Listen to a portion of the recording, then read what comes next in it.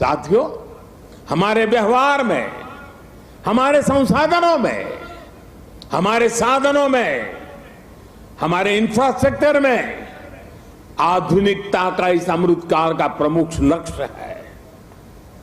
और साथियों, जब हम इंफ्रास्ट्रक्चर की बात करते हैं तो अधिकतर लोगों के मन में पहली तस्वीर सड़कों या फ्लाईओवर की हो जाती है। लेकिन आधुनिक होते भारत में इंफ्रास्ट्रक्चर का विस्तार उससे भी बहुत बड़ा है, उसके बहुत पहलू है। आज Bharat social infrastructure, transport infrastructure, digital infrastructure के साथ ही कल्चरल इंफ्रास्ट्रक्चर पर भी उतनी ही तेजी से काम कर रहा है। मैं आपको सोशल इंफ्रास्ट्रक्चर का उदाहरण देता हूं।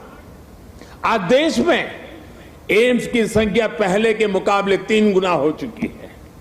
मेडिकल कॉलेजों की संख्या में भी 50% की वृद्धि हुई है।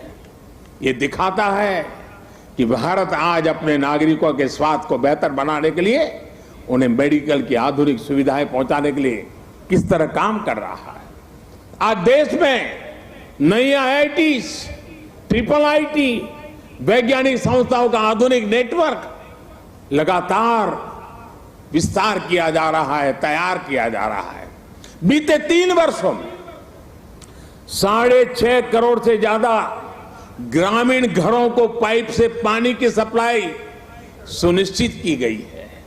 आज देश के हर जिले में 75 अमृत सरोवर बनाने का महाअभियान भी चल रहा है।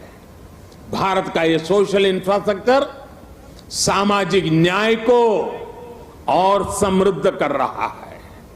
साथियों, ट्रांसपोर्ट इंफ्रास्ट्रक्चर के विकास पर आज भारत जितना काम कर रहा है उतना पहले कभी नहीं हुआ। आज एक तरफ देश भर में ग्रामीण सड़कों का निर्माण हो रहा है तो वहीं रिकॉर्ड संख्या में आधुनिक एक्सप्रेसवे बनाए जा रहे हैं।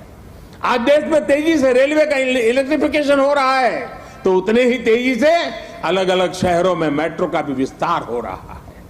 आज देश में अनेकों नए एयरपोर्ट बनाए जा रहे हैं तो वाटरवे की संख्या में भी अभूतपूर्व वृद्धि की जा रही है। डिजिटल इंफ्रास्ट्रक्चर के निर्माण में तो भारत आज पूरे विश्व के अग्रणी देशों में अपनी जगह बना चुका है। 1.5 लाख से ज्यादा पंचायतों तक ऑप्टिकल फाइबर पहुंचाना हो, डिजिटल पेमेंट के नए रिकॉर्ड हो, भारत की डिजिटल प्रगति की चर्चा पूरी दुनिया में हो रही है। भाई और बहनों, इंफ्रास्ट्रक्चर के इन कार्यों के बीच भारत में कल्चरल इंफ्रास्ट्रक्चर पर जो काम किया गया है उसकी उतनी चर्चा नहीं हो पाई है। प्रसाद स्कीम के तहत देश के अनेकों तीर्थ स्थलों का पुनरुद्धार किया जा रहा है। काशी, केदारनाथ, सोमनाथ से लेकर करतारपुर साहिब कॉरिडोर तक के लिए जो कार्य हुआ है वो अभूतपूर्व है। और साथियों, जब हम कल्चरल इंफ्रास्ट्रक्चर की बात करते हैं तो उसका मतलब सिर्फ आस्था की जगहों से जुड़ा इंफ्रास्ट्रक्चर ही नहीं है। इंफ्रास्ट्रक्चर जो हमारे इतिहास से जुड़ा हुआ हो, जो हमारे राष्ट्र नायक और राष्ट्र नायिकाओं से जुड़ा हुआ हो, जो हमारी विरासत से जुड़ा हो, उसका भी उतना ही तत्परता से निर्माण किया जा रहा है। सरदार पटेल की स्टैच्यू ऑफ यूनिटी हो या फिर आदिवासी स्वतंत्रता सेनानियों को समर्पित म्यूजियम, PM म्यूजियम हो या फिर बाबा Saheb Ambedkar memorial, national war memorial हो या फिर नेशनल पुलिस मेमोरियल, ये कल्चरल इंफ्रास्ट्रक्चर के उदाहरण है।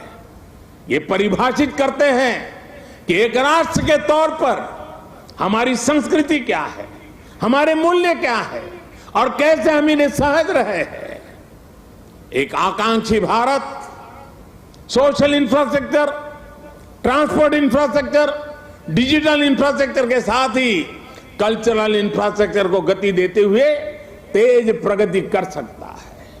मुझे खुशी है कि आज कर्तव्य पथ के रूप में देश को कल्चरल इंफ्रास्ट्रक्चर का एक और बेहतरीन उदाहरण मिल रहा है। आर्किटेक्चर से लेकर के आदर्शों तक आपको यहां भारतीय संस्कृति के दर्शन भी होंगे और बहुत कुछ सीखने को भी मिलेगा। मैं देश के हर नागरिक का आह्वान करता हूं आप सभी को आमंत्रण देता हूं, आइए इस नवनिर्मित कर्तव्य पथ को आकर देखिए। इस निर्माण में आपको भविष्य का भारत नजर आएगा। यहां की ऊर्जा आपको हमारे विराट राष्ट्र के लिए एक नया विजन देगी, एक नया विश्वास देगी।